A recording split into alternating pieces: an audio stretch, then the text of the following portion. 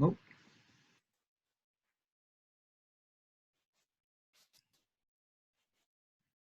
Well, hello, everybody. Hi, Lois and Tim. Just about ready to start here. Good morning. Good morning. I'm gonna make sure I don't have that darn YouTube on. I heard it. Okay. Well, anyway, what I wanted to do to start out with, I thought we'd just jump into Anna Marjula, but this. Anna Marjula, as we go through here, I think what we're going to really find out is, to me, it's a confrontation with the unconscious, but it's also a confrontation with her humanity. It's also a confrontation with her gender.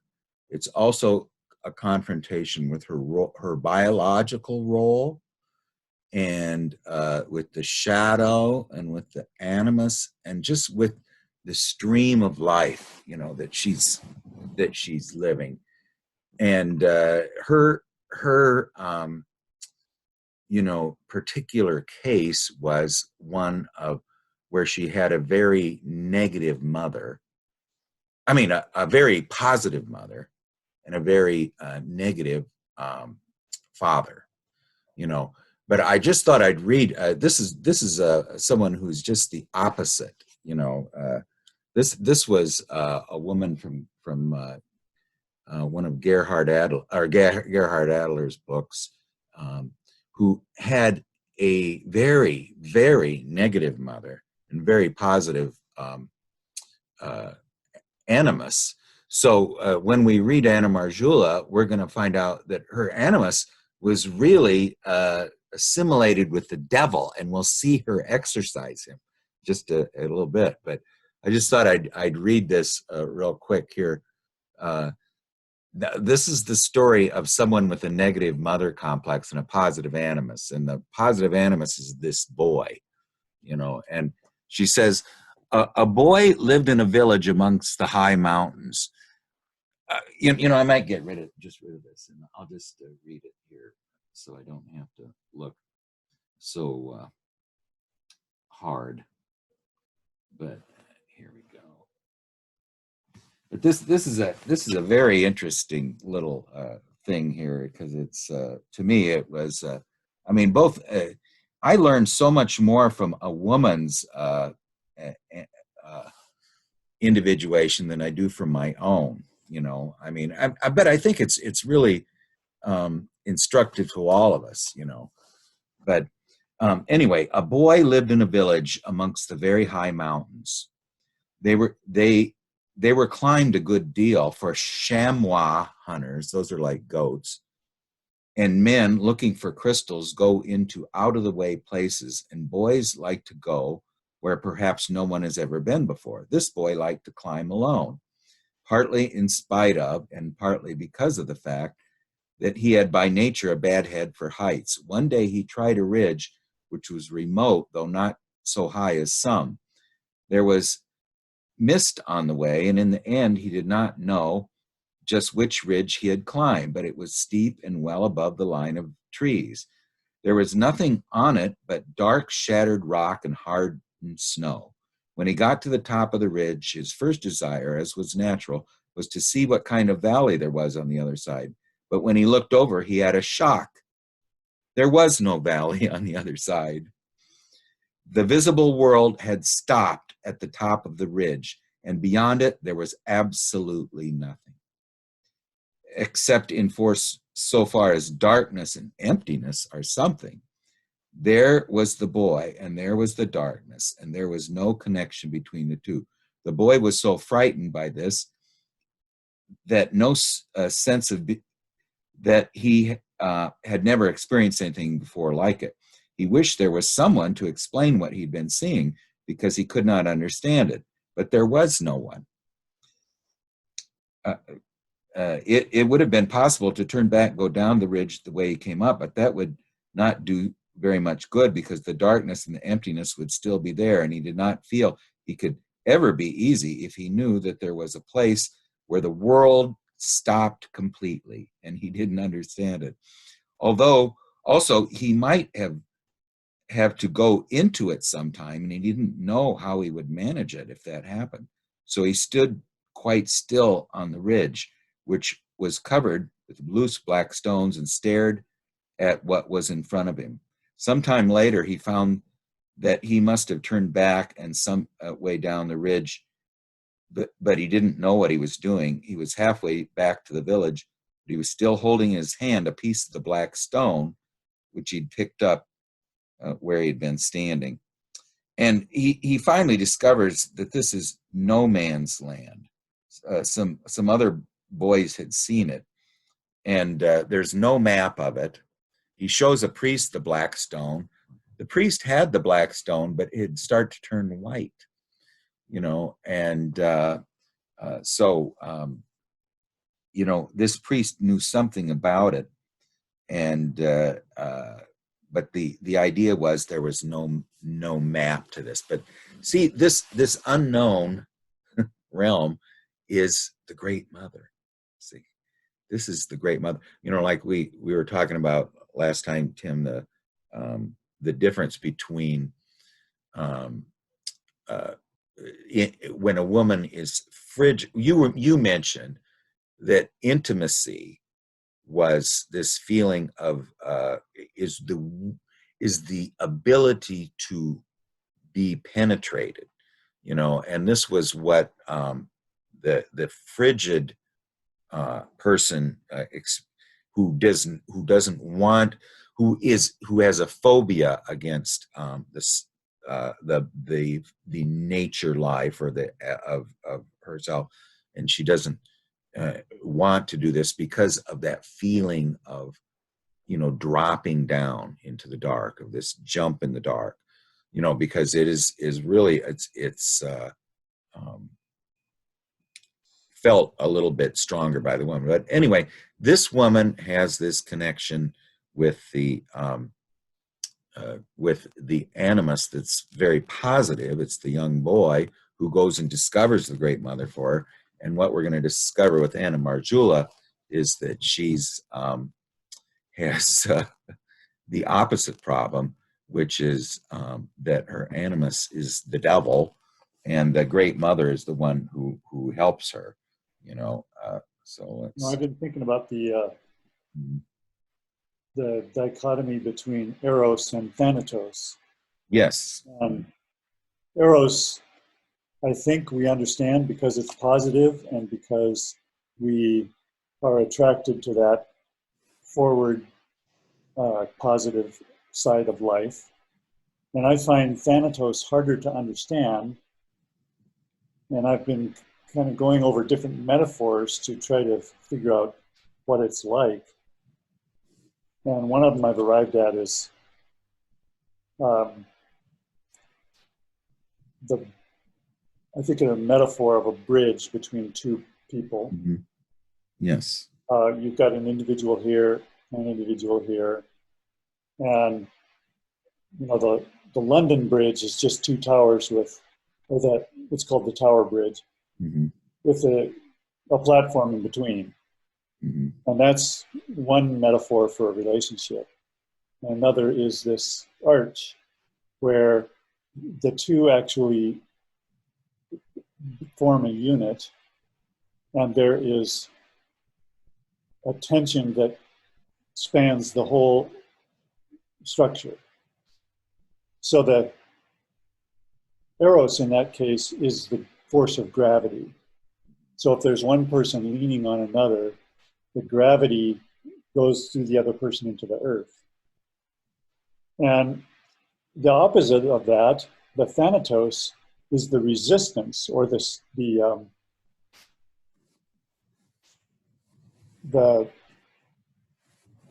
solidity of the structure that keeps you from collapsing. And so when I think about Eros, I'm attracted into life. Mm-hmm.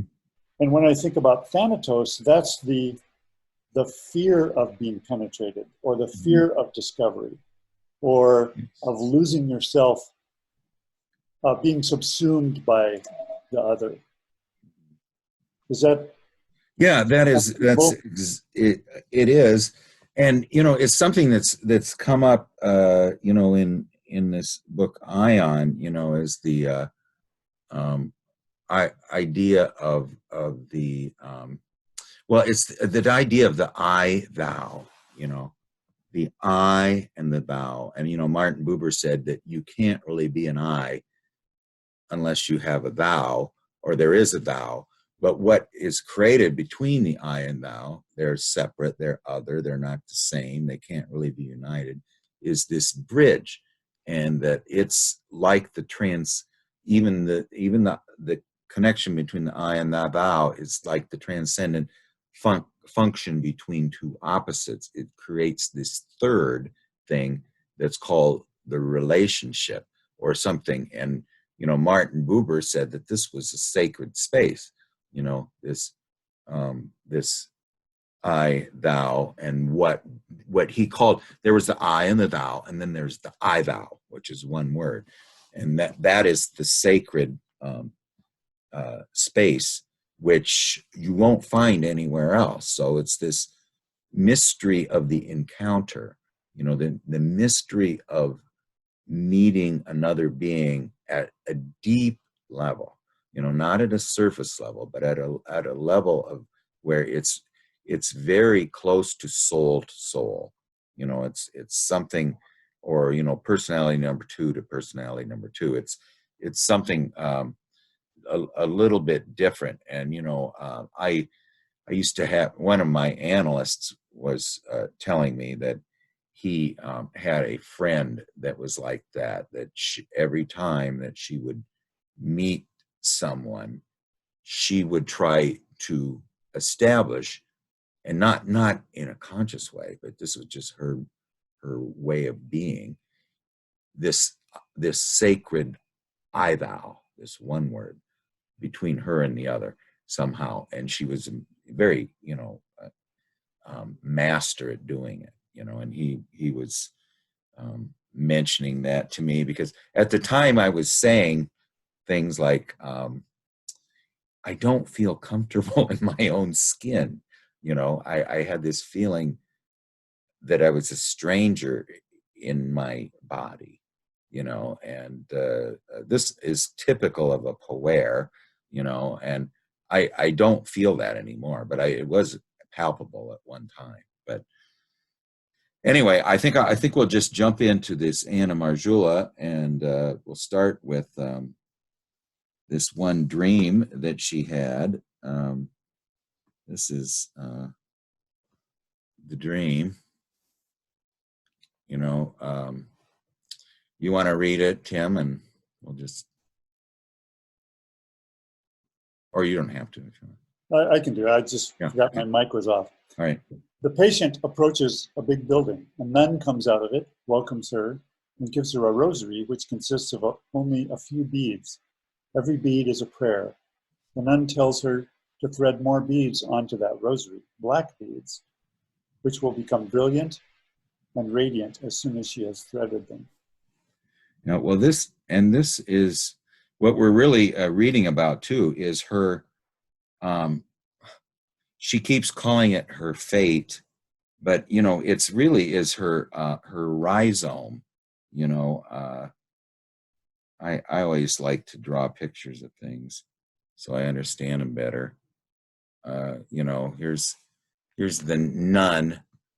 She's coming out of the building, and she gives Anna the rosary, and they're black beads, and each threaded bead, we're going to find like the black stone that the boy found at the place where what he called no man's land, which later turns another color as you bring it back into the world. These black beads will change color as well. So Anna Marjula finds, and this is what we'll find very shortly, that what she keeps calling her fate, and she can't decide whether it's a capital F fate or a small f fate, and we'll find out later. The Great Mother tells her what it is, and it's so beautiful, the difference between the two.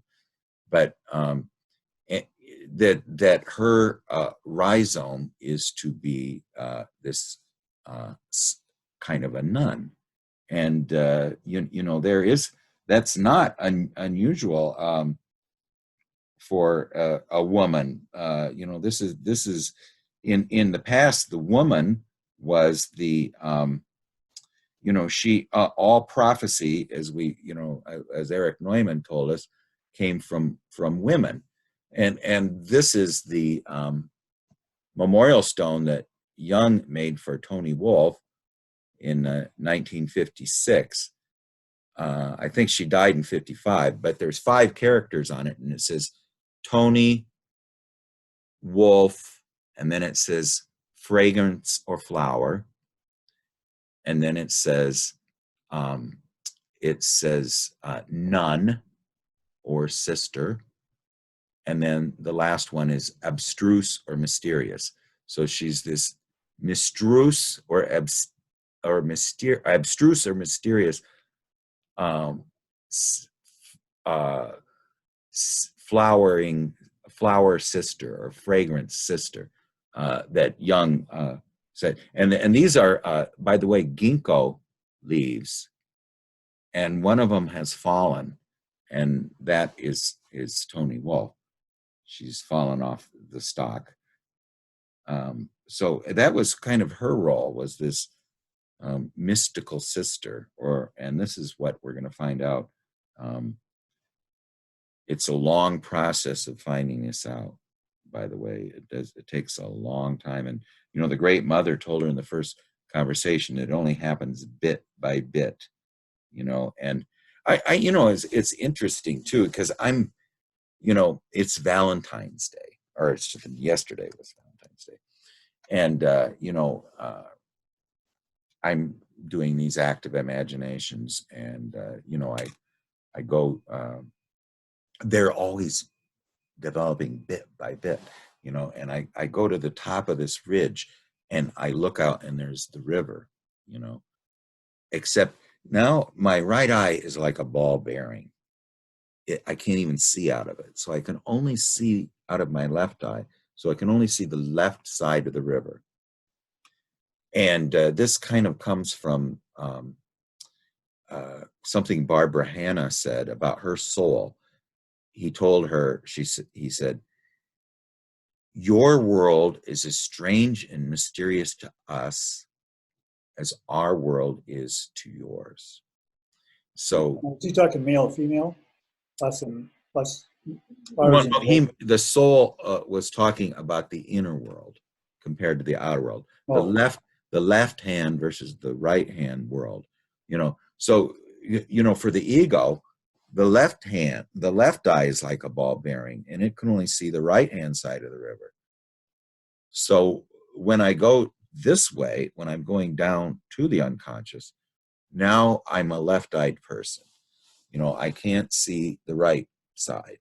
So I've changed sides, and then I go down to the river. There is the woodpecker woman, and she was so happy to see me because it was Valentine's Day. Seriously. And she hugged me, and she would not let me go. And, I finally had to just back out. And, then she was just very happy to see me. So then I go down into I lower myself into the water, and I sink down.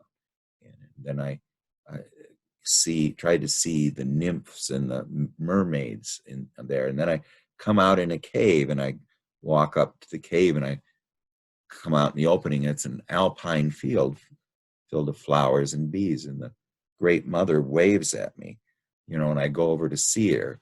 She's also very happy to see me. I haven't seen her so with such a smile and delight on her face. It's Valentine's Day. This is the day of Eros, So, I sit down, and I say, your beauty. She has this midnight blue robe on, or just kind of a some kind of a cowled garment.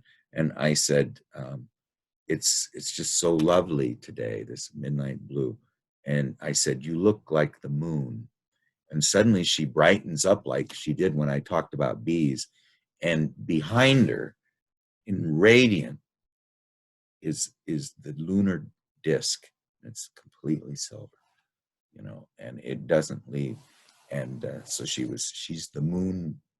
She's the moon woman, And then, I mean, she's telling me this. So the two things she's really liked so far is that the bees, me mentioning the bees, and the fact that she's the moon woman.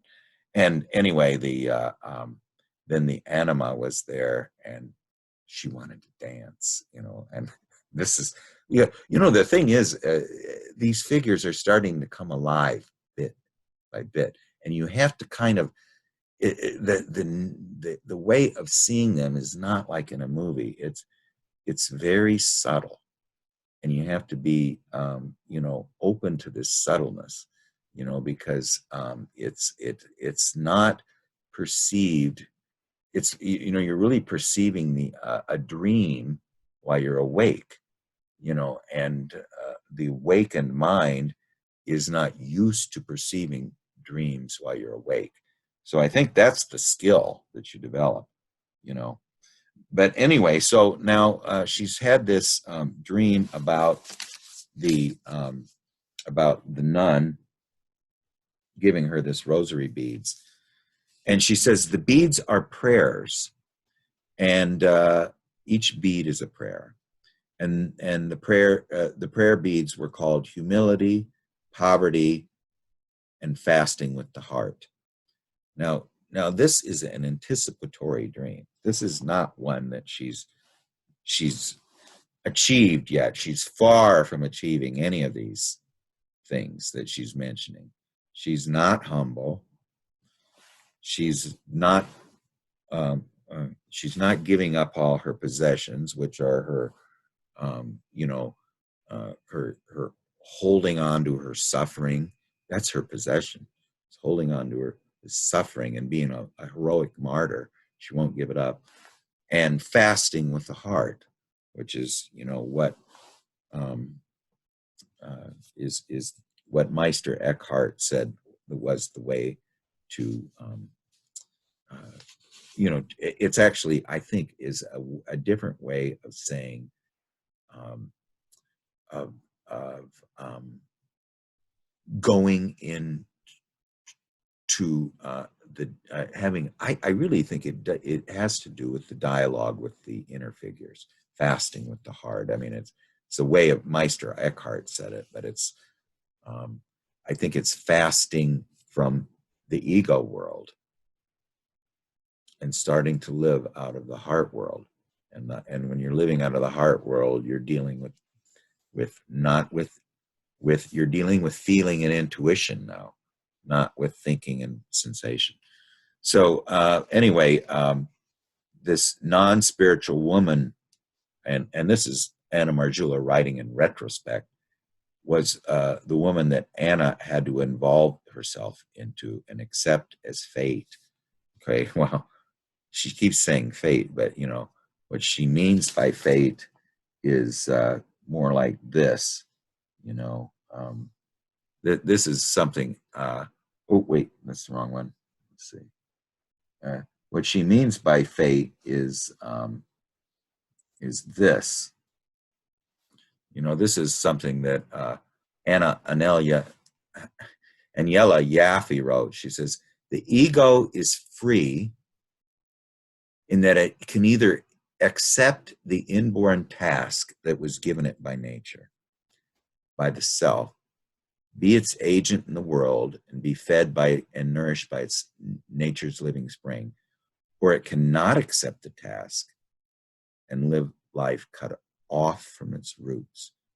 Well, this is the problem of this is what creates every neurosis, is not living life fed and nourished by nature's living springs and living cut off from the roots and cut off from the rhizome that we were born to be, So now the black beads were her shadow parts, the black beads on the rosary. And their darkness is when threaded on the chain of consciousness, become white. In other words, or a different color. So when she, takes her, who becomes conscious of her shadow parts, they lose their blackness, and so you leave as you put them on the chain of consciousness, the black beads, which are the shadow parts, and become conscious of them, they lose their blackness. So, and to some extent, you're assimilating parts of yourself that are alien to you, and they become a part of you. I mean, you become, compassionate to the shadow. And in her case, the shadow is a very sexual being, and we'll find that out in a little bit.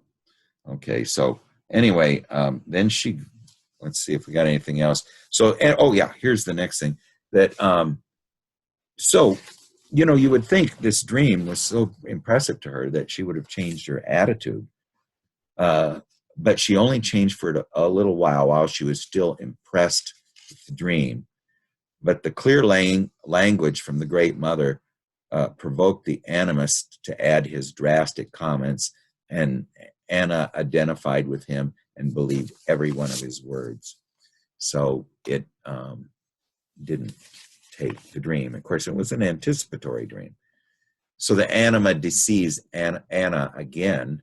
He uses her religious devotion, and the animus tells her to accept her fate. But what he means by fate is this being this not surrendering, being this heroic martyr. In other words, what she's got to surrender to is to being this spiritual woman, which she resists mightily because she wants to be a normal woman. She feels inferior to other women, and she feels guilty towards men because she's runs away from them, and they don't like her because they can sense her panic when they're around.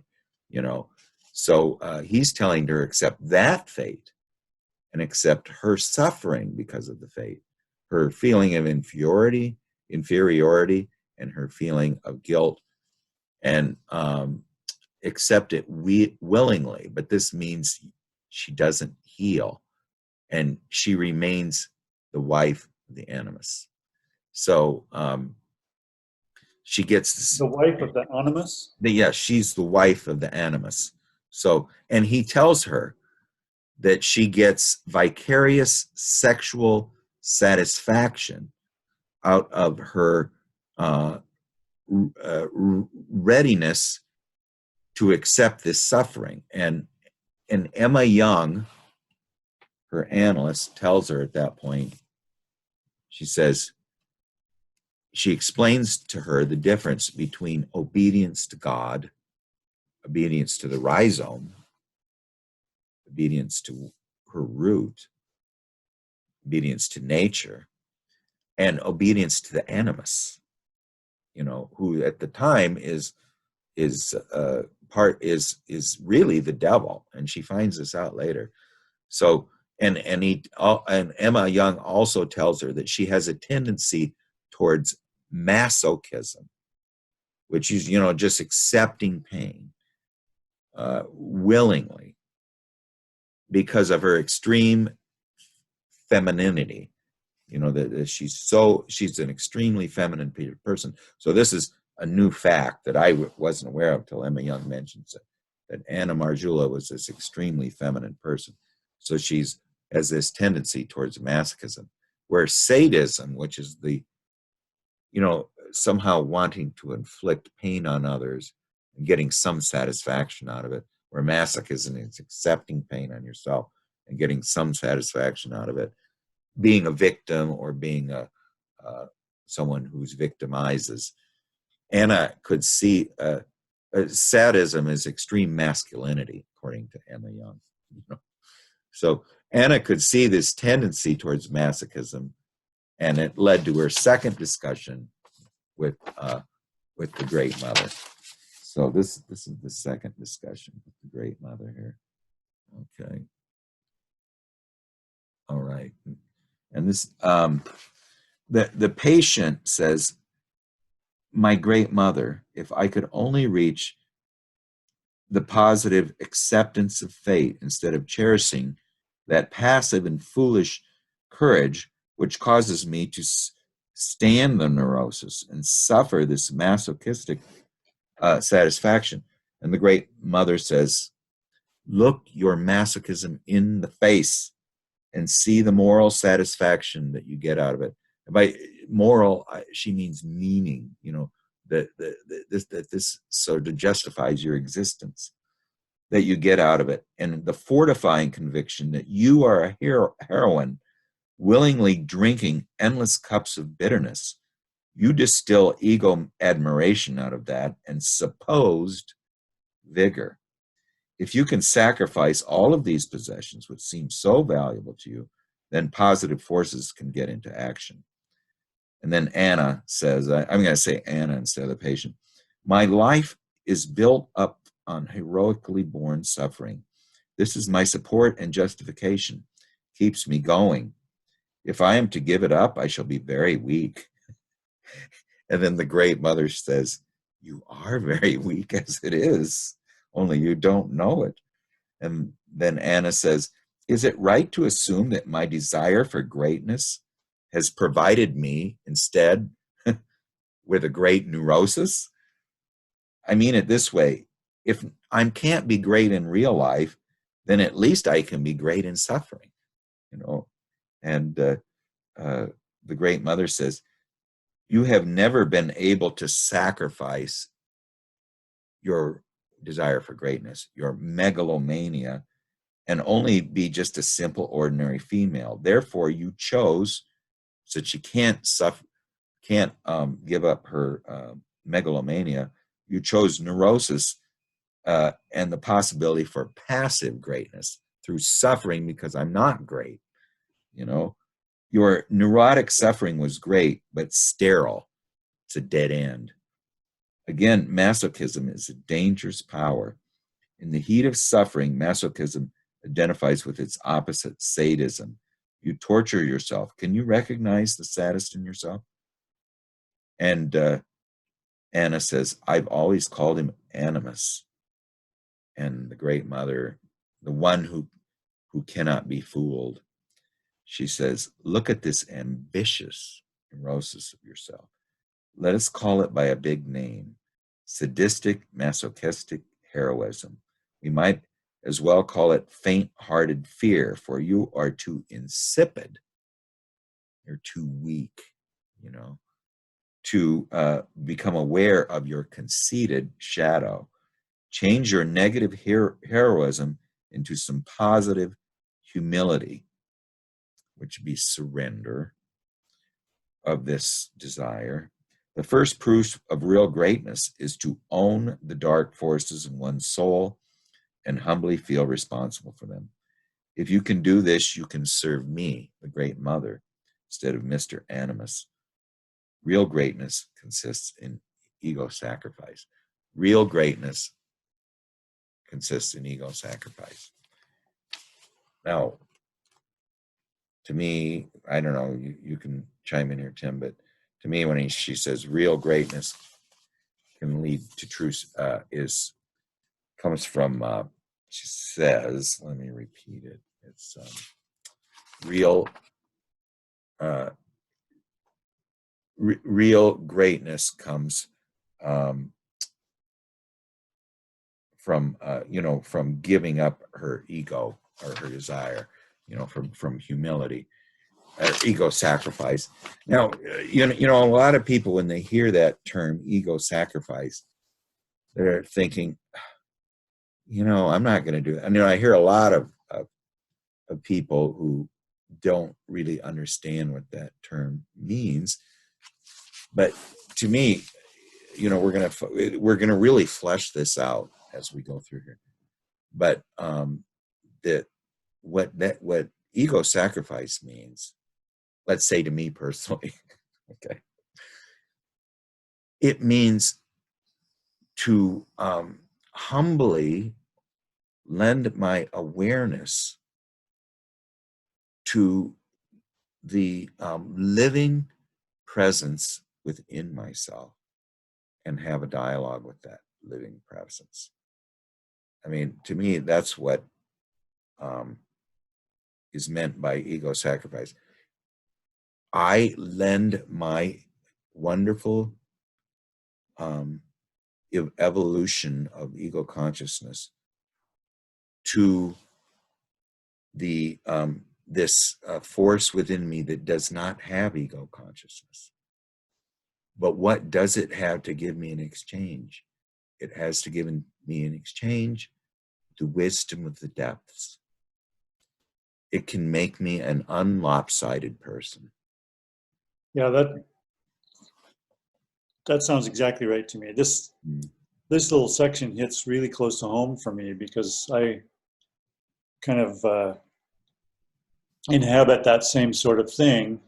I have this kind of negative heroism, and that surrender to the Great Mother is exactly the right thing. Getting away from ego attachment and connecting to that deeper pool of wisdom that is collective, of which I get a special perspective. So my personality is able to digest that, the nourishment of that pool of wisdom in a particular way, and that's very special. But the temptation then to turn that into ego satisfaction is where the problem is. Yeah, and that's what she said. The Great Mother is telling her, and we're going to look at this from a lot of different sides as we go. I mean, it's going to be the same theme, but from a different angle, and so we're going to circumambulate around this problem, which is a very human problem, and she's not really being stubborn. I don't think Anna's being stubborn, because the what she comes up to and what she hits later is going to be that her rhizome and her biological purpose are at odds. You know, her biological purpose was to be a mother and to be a wife, but her root and her rhizome, her capital F faith, is to be a spiritual woman. So help me understand what you mean by rhizome. Okay, the rhizome is if you plant a tulip, it's the tulip bulb. You know, it's a root that you, rather than planting a seed, you plant this root. You know, and so everyone has this young uses that term rhizome, and that's why I'm using it, because to me the word fate is sounding a little bit more like it's an accidental occurrence to someone. You know, they become a victim to, where what they're really talking about, and what Anna, and she later finds out this is not a fate imposed on her from the outside. It's a fate that's imposed on her from within. This is the seed within her, you know, but she doesn't know it yet. So she's struggling out here, you know, trying to be normal, trying to accomplish something in the outer world, not having much success, hanging on to the ego. And what we're going to find out pretty soon is the lesson of every fairy tale and every dream is that you're not going to ever figure this out until you hit bottom and you find out the ego can't help me now. So if the ego can't help me now, there's nothing. I mean, you know, I'm trapped, can't find my way out of I'm lost in a city. I can't find my car in a parking lot. You know, I mean, that's another dream people have. And you're wandering around for hours with no hope of finding it, with a few adventures on the way.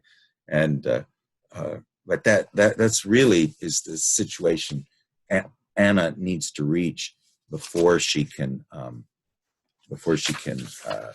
really realize that this fate is not something that's posed without, but it's something that comes from within that she's resisting. This reminds me of a passage from the Gospel of Thomas that is always on my mind. It's really dramatic. Jesus says, if you birth what is inside of you, what is inside of you will save you. If you birth, beautiful. If you not birth what is inside of you, what is inside of you will kill you. That is, okay, yeah, and that's living fate unconsciously, right. like an animal does. Yeah. So, you can either live your fate like an animal does or passively, and so the ego is trying to go this way, and what was born inside of you is going that way. It'll kill your spirit. So in other words, you're killing your spirit. That's what I think the killing part means. What needs to be killed, it will kill you, means that it has to kill your ego. Until your ego submits to what was born inside of you, it's you have to die and be reborn. And I think, so there's two kinds of killing. Yeah, and I think we're surrounded by examples of people who are killed by their own ego.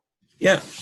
Yes, and yes, I mean, just these lifeless beings, and I was talking to an analyst yesterday, and we were talking about this very thing, and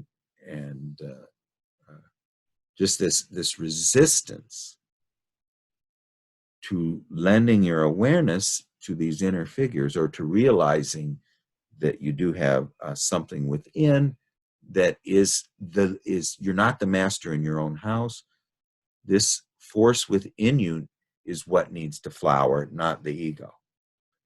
So the force within you needs to flower, not the ego. And he says, Craig, you can't tell that to anybody. No one will listen to that.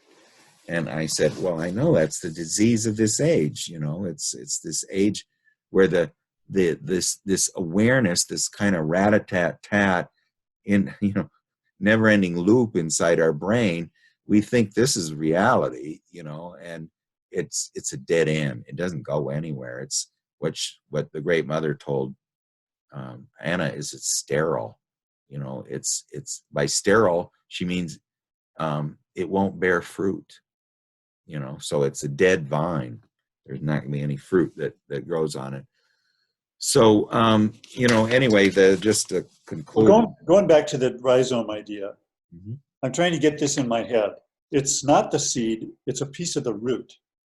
Well, yeah, if you look up a rhizome, like on Wikipedia or something, it is, there's just, it's just a, there's 1,000 different names for what did Jesus call it in the Gospel of Thomas? It's that thing inside you that needs to be born, right? Or a seed. Jung liked to call it the rhizome because it emphasized that it's something from below that comes up to above. In other words, what Jung was seeing the task is that which is below longs for the light of ego consciousness and awareness. And the only way that the rhizome is going to sprout and come up through the earth and show itself in the outer world is for us to lend the light of awareness to it. We can lend the light of awareness to it. It can come through. So I'm not sure exactly. I mean, that's just a guess at what he means by the rhizome. So anyway, here's the next thing, and this is kind of a tragic ending to this little dialogue. Anna meditates on this, but then she forgets all about it. And this is really going to fulfill what you just read in the Gospel of Thomas.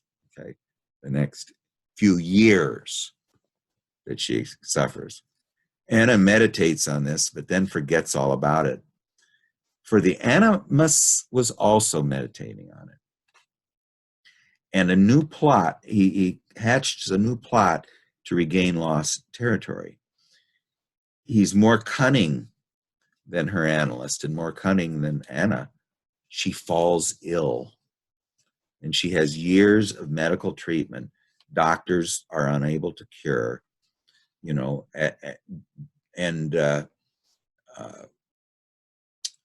so she, while she's feeling this, she's because of this, illness. Suddenly now she's not suffering metaphorically; she's suffering actually. And so now she can say, like the guy who writes on his tombstone, "See, I told you I was sick." I mean, she can now tell people, this is why I never married. This is why I never had children. This is why, it's because I'm sick. I have a physical ailment. That explains everything, and, but Anna felt at the bottom of her heart that she was ashamed of being neurotic, and she tried to conceal her symptoms. And this is very human too. When you're doing something that isn't right or is something right, you every once in a while feel at the bottom of your heart something speaking to you, about it, and so this physical illness was welcome to her. It proved her complaints. She wasn't imagining anything. Her suffering was real, and this was the explanation for her unlived life. It removed all humiliation. The fact that she was sick removed her humiliation. So, and the Animus aided and abetted her, and then time and money was spent in vain. And so she, at some point though,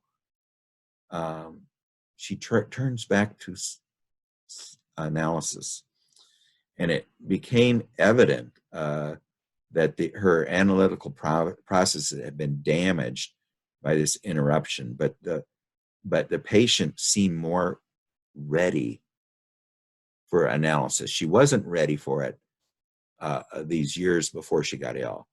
She wasn't ready for it. The ego could help her now. She hadn't reached bottom yet. So after years of wasted treatments, hospitals, and nurses, with new seriousness, Anna challenges the Animus to have a serious talk with her. And after this talk, he seemed somewhat intimidated. And then she found her way back to the Great Mother, and so we'll next look at what this conversation with the Animus that she had, pretty short. Is this, yeah, okay. Can you read that? Sure. Yeah.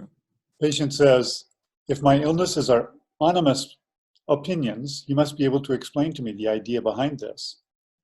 Animus says, you want to suffer, do you not? Because it suits you to play the part of the masochistic heroine. I provide you with the chance of doing this. She says, perhaps I was once like that, but I've changed my policy. What is yours? He says, mine is to play husband to you. You whore with me when you are ill. She says, pick your words more carefully, please. Animus, I procure illnesses for you in order that you may experience being passive, helpless, overpowered. In the guise of illness, I am your husband. Have I put that nicely enough for you, your fastidious hearers? The great vision of your youth, as you call it, commanded coitus without sexual lust. Now, this is the reason why I figure as your illness. In your illness, you are with me just as a woman is during intercourse, but without lust sensations. See? She says, what I see is that you are a devil, for shame. But, Mr. Devil, I do not want your suggestions of illness at all. Neither do I want your proposals of intercourse. What I want is to gain an acceptance of fate. Through this, I will feel feminine towards God, and that is my goal. Is this clear to you? My femininity is sheltered in God. And in this way, I want to exorcise you out of my body, you evil spirit. Yes. Okay, now this is kind of gives me a goose pimples a little bit. Yeah. Yeah. Yeah. Well, I mean, anyway, so then Anna, with this new seriousness and the fact that feeling that perhaps she's got the upper hand on the Animus a little bit now, she starts to go into religious symbols, and she had this strange idea that she's got grown. She feels less unhappy. She was sustained by Emma Young, and she's showing this interest in religious symbols. And Emma was showing a lot of sympathy for her efforts, so this really encouraged her. And what she really wanted to know was Satan's place in the quaternity, because she had this feeling that, I think, and this is true, I think, of the matriarchal world, is always even numbers. It's 2, 4, 6. And my wife hates years that are. I know she's always said that, but I just. But anyway, Anna felt that there was the Satan belonged in the quaternity, and that was one of the reasons she liked Jung, is because he also agreed that Satan belonged in the quaternity, and that when she was with Tony Wolff, she had drawn quaternities with Satan in it, and Tony Wolff, she didn't know what it meant, and Tony Wolff didn't explain what it meant either. And Anna said that these were anticipatory dreams. This is everybody has anticipatory dreams, dreams that state something that you won't understand for 20 years, but it's telling you almost to exactly what you won't understand until you've lived through it. But it does, what Anna says, that even though that she didn't understand it, it was kind of a motor that kept her going, trying to turn this over in her head. What does this quaternity mean? Seeing God as a quaternity and not as a 3 wasn't difficult for her, because she'd studied Spinoza. and Spinoza said that God was he consisted of the dark and the light, the high and the low, the evil and good. And I was having a discussion with somebody yesterday about evil, and and she says this too. She said it better than I did. She said that what humans call what's good for them good, and they call what's bad for them bad, but does the Great Mother see it the same way? She says that's a human standpoint. But does the God see it that way? That does the Tao see it that way? I mean, you look at the Tao and there's the white and the black, and you don't say the black is bad, the black is evil. No, the black is lunar, the black is night, the black is the chthonic underground world, and it's the rooted world, which is the world of the mothers, the realm of the mothers. I think that's a better way of saying it than it's female. It's the realm of the source. So anyway, she thought that she needed to give Satan his place in heaven, and but she was troubled. She knew now that her animus was the devil, and she was troubled by the tremendous inflation of the animus, and she asked the Great Mother about Satan and the quaternity. And we'll go to the third conversation with the Great Mother. Let's see if this is it. I'm not sure if I got the right one here. Yeah, okay. All right, this is the third conversation with the Great Mother, and this one is very beautiful. I was going to draw a picture of this one too, but I didn't have time. And the Great Mother says, in your case, she's asked her about the inflation of the Animus and the place of the Satan in heaven. She says, in your case, the Animus is entangled with Satan. That's too high up for him. Imagine putting your soul in heaven. He is your Animus. The devil is a part of God. So the Animus is your soul. The devil is a part of the quaternity, part of God. Your Animus cannot be placed in the quaternity. He has got a tremendous inflation if that's what he thinks. And then this, while she's doing this act of imagination, and listening to the Great Mother's words, the patient had this vision or passive fantasy. She saw an enormous devil with wings who flew upwards in order to go and fulfill his heavenly destiny in the quaternity. And she heard a choir of angels singing a hymn of praise to Satan because he was about to reoccupy the place left empty since his fall. The angels welcomed him into heaven, their glorious chant of Hail, Hail, rising in waves of harmonious sound. Now, I was going to warn everybody before we started. Beautiful. Yes, it is beautiful. But I was going to warn everybody before we started is that, this world is not doctrinal. It has these pagan elements in it, and but this, there is a quaternity with Satan in it. So, and so you could, I don't know, later Emma Young is going to draw a picture of it for us. We haven't got to that yet, but anyway, she, let's see, we're going to go, make sure, here we go. The third conversation with the Great Mother, and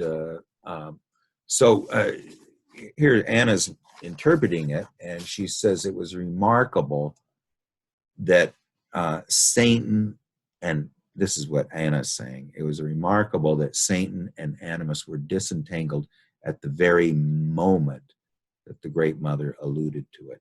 She saw him exercise. She saw him go up to heaven. Satan's in heaven now. Okay, now that gives us a little bit different idea of who Satan is, and I've been doing this group with Ion, and they said, Jung says in Ion that the God image is also evolved by the image of the dark brother of Christ. As the dark brother of Christ evolves, the God image also evolves. So, originally the first 1,000 years of the Piscean era, Satan was this kind of a Pan-like figure,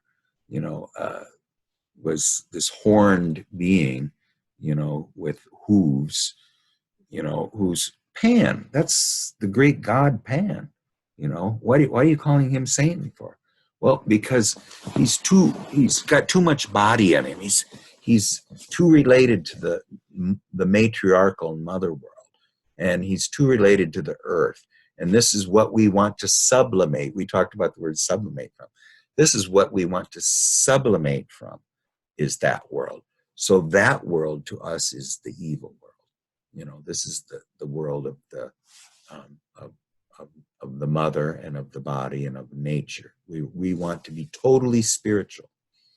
We want to go totally in what the alchemists would call the albedo, the whiteness. That's where we want to reside, where everything's good and there is no darkness.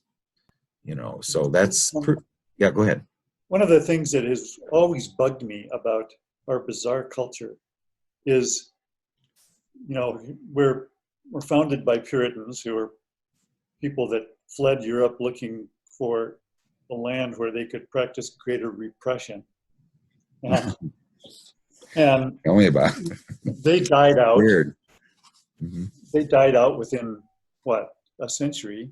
Mm-hmm. But this idea has persisted all the way through, 400 years to today, that that at some level, we are spiritual creatures that have been by mistake entrapped in these bodies. Yes, we're a stranger. We're decapitated heads, is what Jung calls us. Yeah, and it's bizarre to me that for such a secular society, we cling to this image that somehow our erotic nature is inherently evil. And so anytime you have a sexual thought, it's immediately attached to this sense of guilt that's not okay, even though we can't say why that is. And I think one of the reasons why that's become so pervasive is because of the rise of advertising. Because advertising uses the same principle. We're going to take the entire range of erotic aliveness in humanity, shrink it down to mere sex, as the Puritans would have it. And then the advertisers, or what I call pornographers, come along. They pick that up and they say, oh yeah, I know exactly what to do with that. And they use everybody's truncated eroticism to sell products, because every one of us has a body and every one of us has the erotic nature that makes us come alive. That's the difference between the living person and a dead person. And so that squeezing of the eros down into mere sex is served by both the Puritan legacy and the pornographers who run the capitalist system. And it's a great challenge for us to try to open up that space again so that we can inhabit a life that includes eroticism in all of its wonderful dimensions, its spiritual dimensions and its somatic dimensions, its great mother aspect. Well, yes, eros, is Jung says that anybody who thinks it's just sexuality is, sadly mistaken.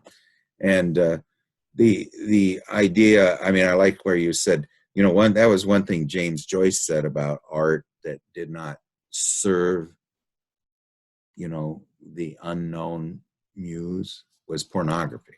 I mean, it was either commercial art or it was pornography. I mean, that's what James Joyce calls it, even though it was, just appealing. Anyway, that's not really where I wanted to go, but I just like that James Joyce used that term. But I think the idea is that we started out with this idea of why is eros so evil, and why did the Puritans think it was so evil? And I think, if you ever see an alchemical, what they call emblems, these are those emblems they draw, you often see the king and queen lying together without clothes on or doing everything. I really believe that these are real active imaginations, that this aspect of the union of opposites is very related to the male and the female, and there is an aspect, a mystery there that is part of the wisdom of the depths. There is a part of that in the wisdom of the depths.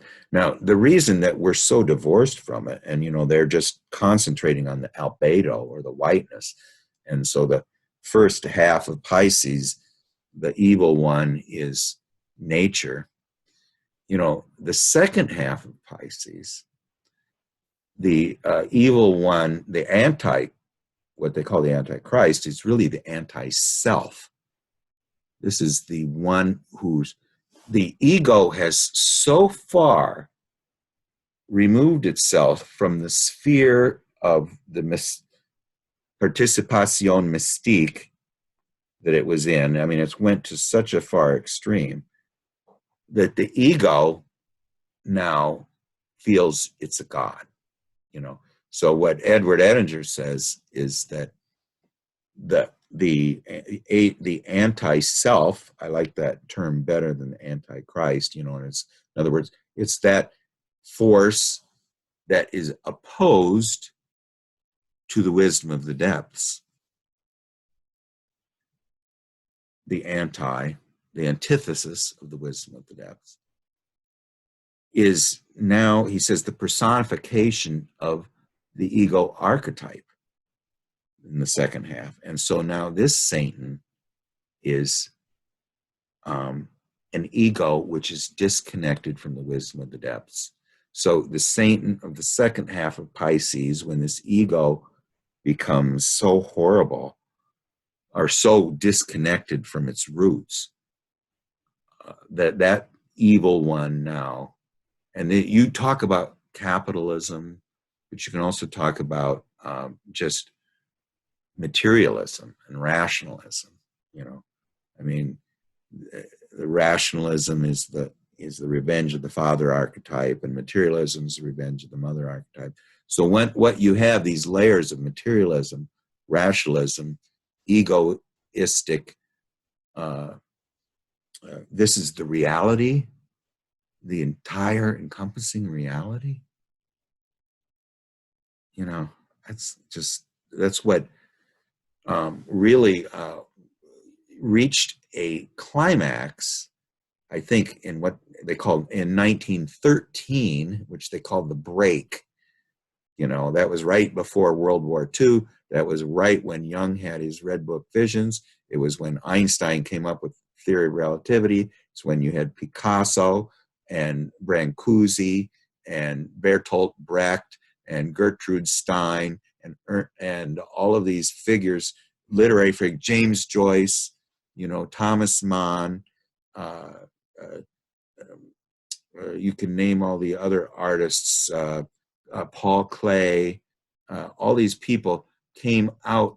There's just this explosion of creativity in that era, which was very similar to me to the at around 1000 to 1100 AD, where you had Wolfram von Eschenbach, Meister Eckhart, the Minnesingers, and all of these people. This explosion of a natural spirituality. A spirit. What label did you give that year, 1913?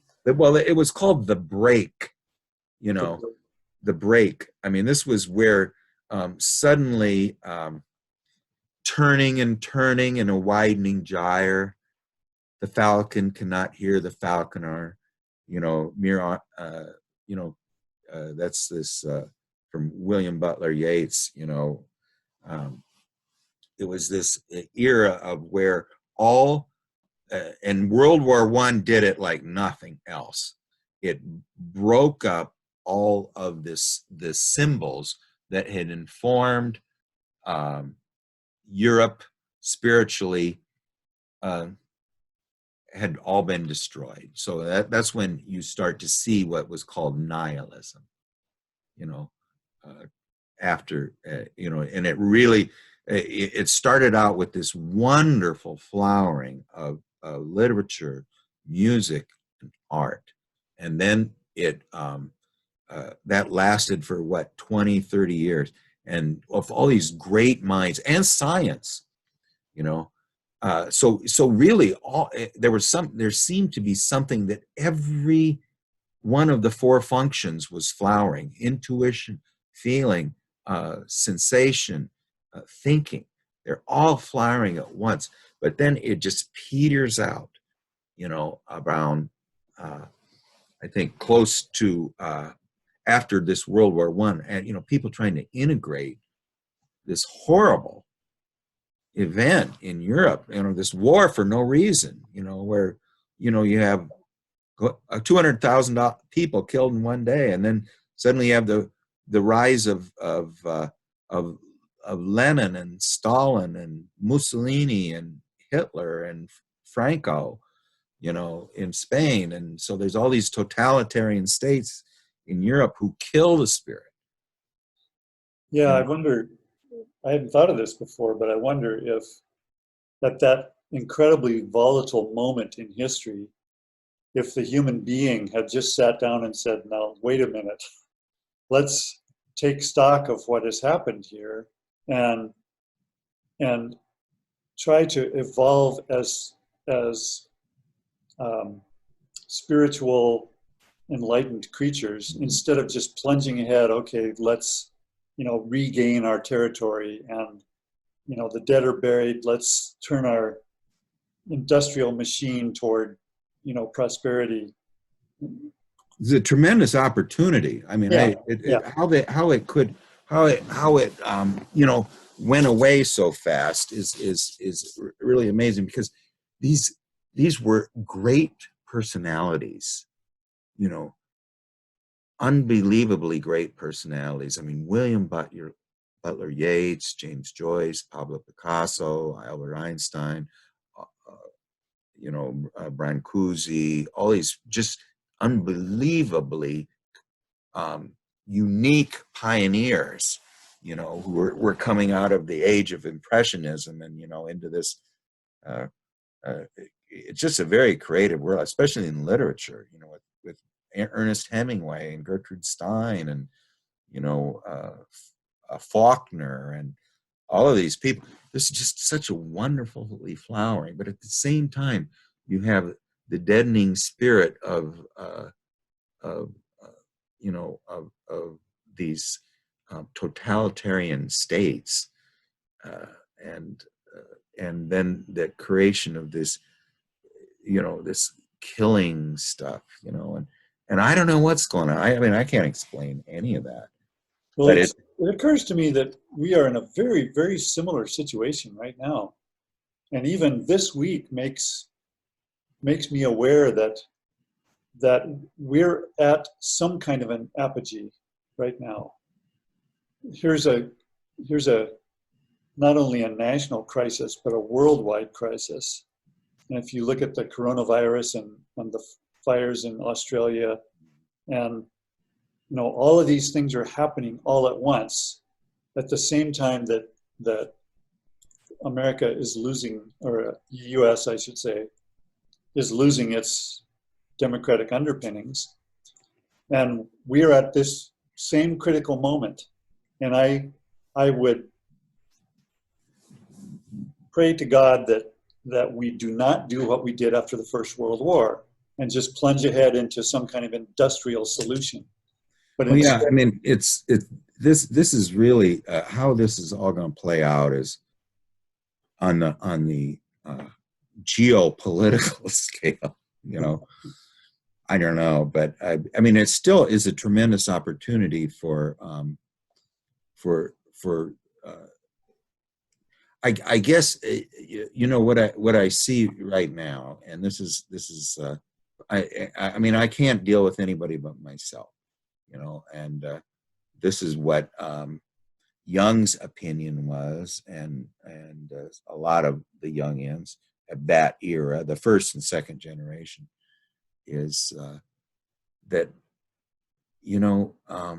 that the resonance of each life impacts around us, and you're not going to really have a now this is controversial, and every time I bring this up, nobody agrees with me on it, but and I mean, it's not my opinion either, but it's that Jung believed that he couldn't decide whether the new forms of art and stuff came from man changing the God image, or from the evolving God image changing man, which is at work here. But he was saying it's actual mutually, each one changes the other, so as God is if you really want to sum up Ion, the book, it's that man is unconscious because he lives in the ego world, and God is unconscious because he doesn't have consciousness, ego consciousness. And so the only way that the two can communicate, God or let's say the self or the inner world, which is alive. So, all the time you were describing the situation today, there is living in the depths something that's real, and that it's the wisdom of the depths, and it's responding very slowly to things that are happening.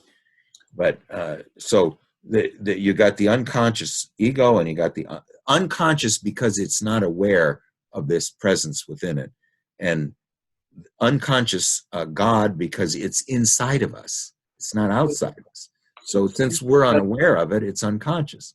Repeat that again. So man is unconscious because he doesn't realize that there is for Jung, consciousness meant not just leaves on one side of the tree where the ego is. It's leaves on both sides of the tree. That means when I see the river, I see not just the left or not just the right. I see the whole river. That's consciousness for Jung. Ego consciousness or animal sentient consciousness is not what he's talking about. What he's saying is the wisdom that created all of this life, this wisdom of the depths, is there. And he says this is what separates his so-called psychology from all the other psychologies, is they're dealing with the dog chasing its own tail, just the ego problems and stuff. Where Jung is saying, and Anna Marjula is saying, and this is what we'll find as we go through, is that the healing, the Great Mother tells her, the healing is, and this is the only way I have described it, or my own life, is to lend your awareness to the voice of the depths, the wisdom of the depths. Let them become conscious. The only way that the unconscious God can become conscious is for you to listen to its voice while you're awake, and so you need to lend it your awareness in an inner dialogue. And you can ask it about your dreams, you can ask it about anything, but you want to do exactly what you do, Tim, in your art, is you write out a question. Like somebody told me, it never talks. I can't hear it. It's too dark. I just go in there. There's nothing. Okay, well, write a question. Why are you so dark? Why don't you speak to me? And then you have to do what's called uncritical thinking.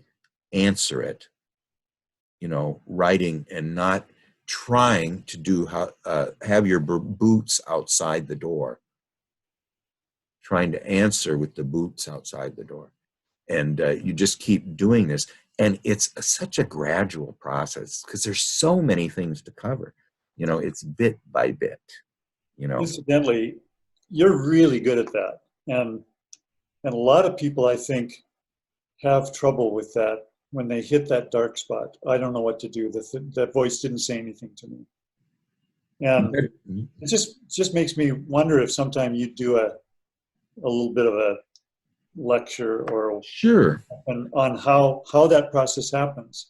Yeah, well, I mean, because I had the same problem, and everybody does, and the whole idea, and this is what Jeffrey Raff, who's probably the best in the whole world at doing this, I don't think there's anybody better, says, a lot of his people that he works with, when they come to him, he says, he's got three questions. He says, do they,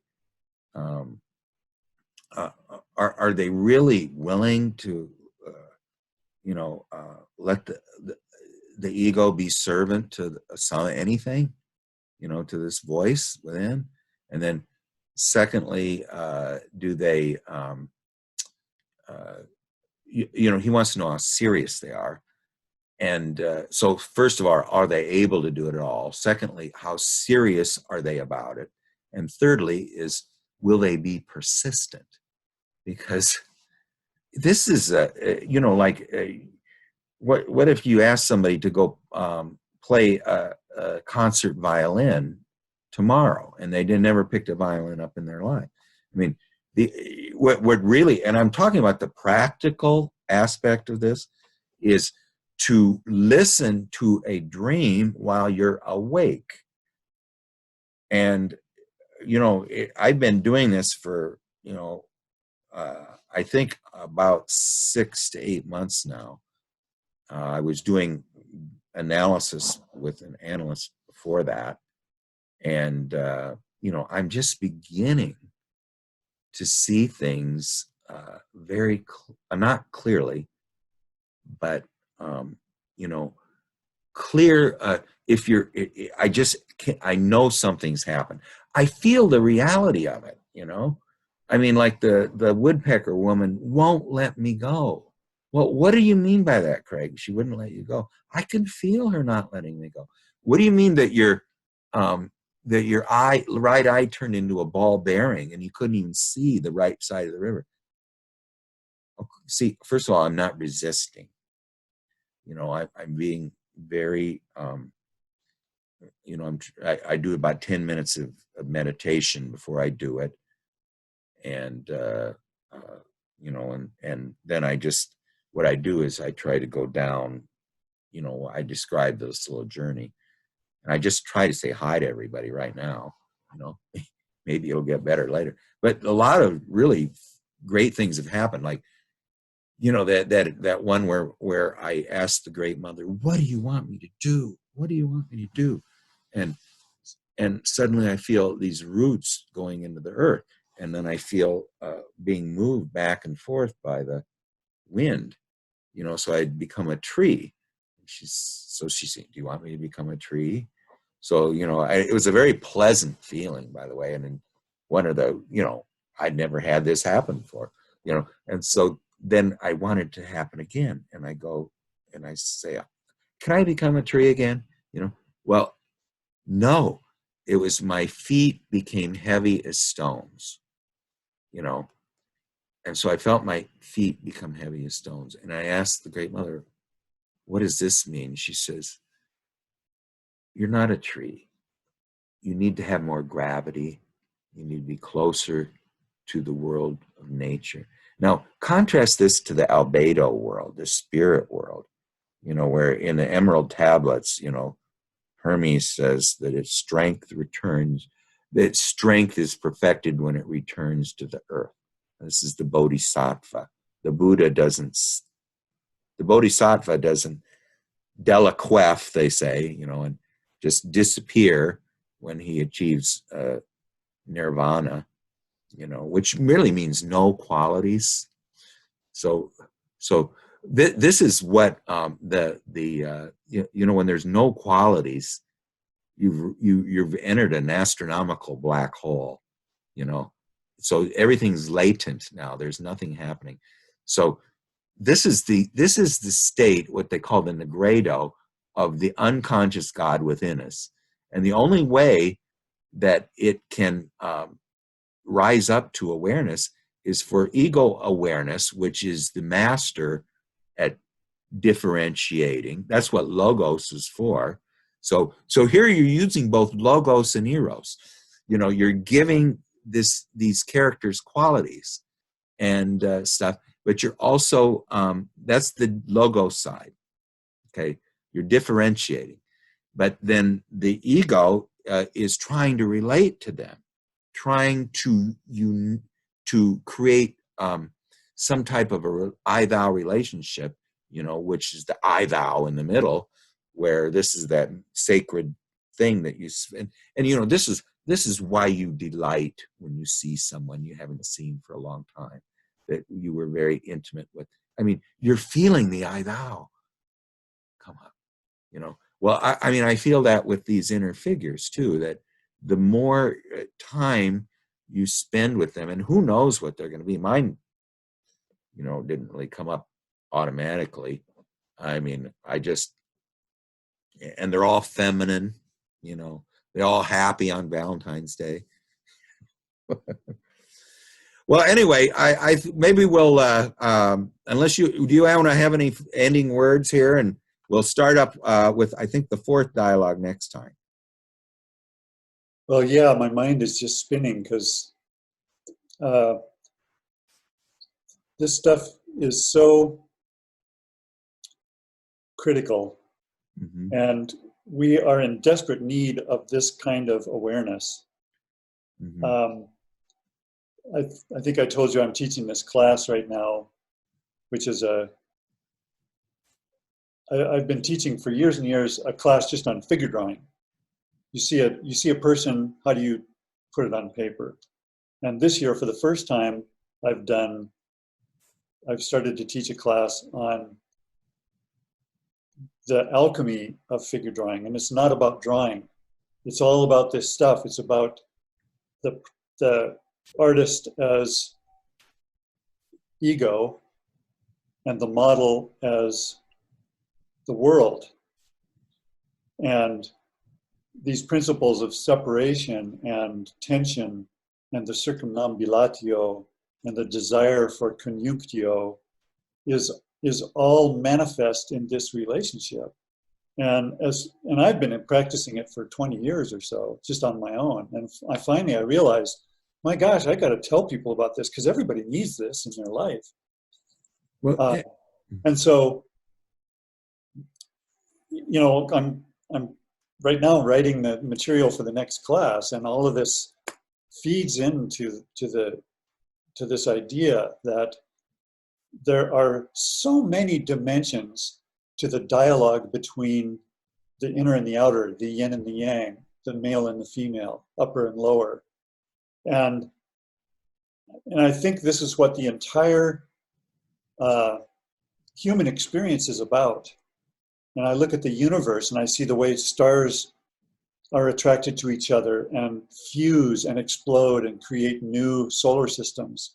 The theme of the universe is this whole thing, over and over, the tension of opposites, exactly what we're talking about with all of this stuff. And so I just think all of us in our peculiar ways need to figure out how to exemplify the depth of that kind of a life in a world where everything is flattened, everything is made literal, and we have reduced human life to a kind of grinding nature into money. And you're deemed successful if you have a big house and a swimming pool and a bank account. You know, it's well. Imagine a world of people who everyone you meet is their center of awareness is not in the ego world. It's closer to the middle plane, and they regardless of what their day job is, you know, they're being informed at the deepest levels by the wisdom of the depths, not by the stock market or by the, you know, newspapers or whatever. And that this is a forgotten wisdom. I mean, this was really, you know, Peter Kingsley says that, and this is why, you know, we don't have a lot of culture now. What Peter Kingsley says, all of the culture that we've acquired over all of these generations, he said, came from people lying down in dark places. Boy, no kidding. Yeah, I mean, I got a beautiful example of this. About a year ago, I was invited to present at a conference, and lunchtime I was sitting next to this guy, a rancher from central Montana, who I think must have been an ex-hippie. He was pretty bedraggled, you know, had a couple teeth missing, just did not present as a very sophisticated guy. But he started talking to me about the soil at his ranch, and he's become uh, I wouldn't say obsessed, but really deeply engaged in the health of his soil. And he started talking to me about how the animals and the bugs and the plants all collaborate to create this really rich, fabulous soil. And I was just gobsmacked by this thing, because here is a guy just off in the middle of nowhere, minding his own business. He's never going to call attention to himself.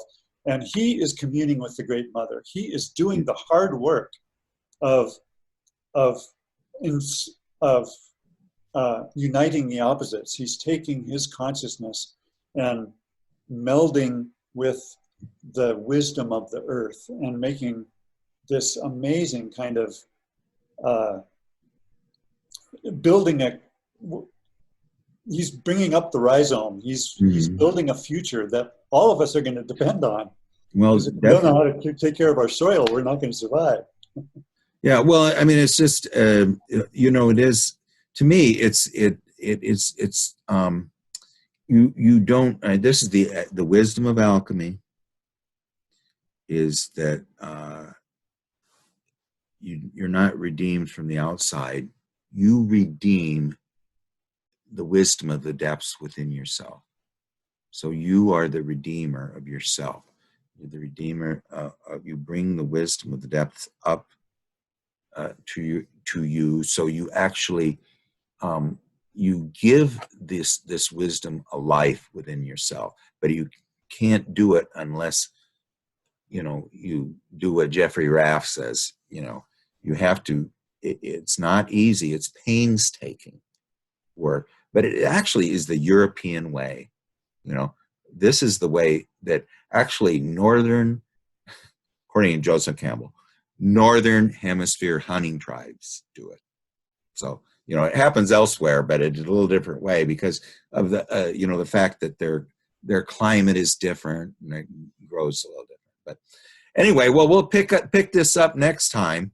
And when we get done circumambulating around this thing, I think we'll know a lot more about human beings, about what it means to be alive, and what it means, and what a lot of these Jungian terms are.